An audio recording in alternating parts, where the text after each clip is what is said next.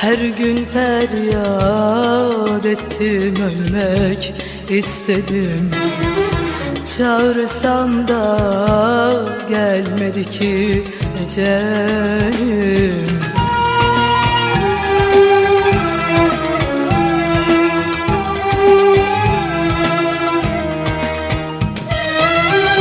Her gün isyanım var benim kadere.